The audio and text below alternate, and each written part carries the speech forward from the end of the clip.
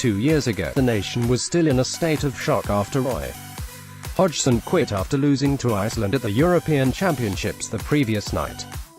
Southgate, coach of the under-21 team at the time, was quick to rule himself out of the running to replace him, afraid of not living up to the nation's expectations.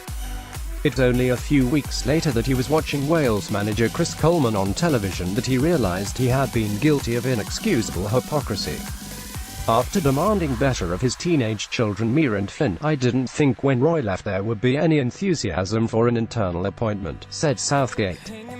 "I knew that my record with Middlesbrough, even though for me what I achieved with them in the first 2 years was better than anything I've done in the last couple of weeks, would be held against me as a manager." Then I remember Chris Coleman after the Europeans talking about "you have got to go for things in life and don't be afraid to fail." That resonated with me. If I was talking to young people, or my own kids, I would be saying exactly those things. But I wasn't living it. And I'd probably just ruled myself out of taking the job. I felt then that I had to make sure that, if there are opportunities in life, you have to go for it. That second opportunity came sooner than expected. Sam Allardyce was sacked after just one game as a result of a newspaper revelation, and England suddenly needed somebody instantly, as there was an important qualification doubleheader just around the corner. "It wasn't what I wanted to do," said Southgate. "I wanted it to go well for Roy and I wanted it to go well for Sam, but I knew that when somebody needed to step in a couple of days that I was the best person to do that and keep the team on track, and then I actually enjoyed it more than I thought I would. I could see that the players were hungry enough and humble enough to be ready to take on board some of the ideas we were going to try to implement, so I thought it was worth having a go with them, and that's probably the biggest thing I'm pleased with. There are few better places than Kaliningrad to discuss how hard it is to get a rebuilding process just right.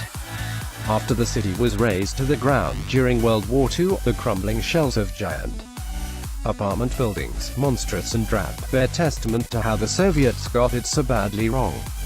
The bright greenery and colorful modern architecture that does its best to hide these historic carbuncles is closer to the vibrant, attractive construction Southgate has been involved in. Kaliningrad may also provide further inspiration for Southgate. The city's most famous son, Immanuel Kant, proposed an approach to ethics focused on doing the right thing, rather than worrying about being a good person, or achieving good results, and it is easy to believe that the pair of them would enjoy coffee and a natter overlooking one of the city's picturesque artificial lakes. Because while Roberto Martinez openly talks about the benefits of coming second, that is anathema to Southgate. That is not because of who he is but what he has done in the game.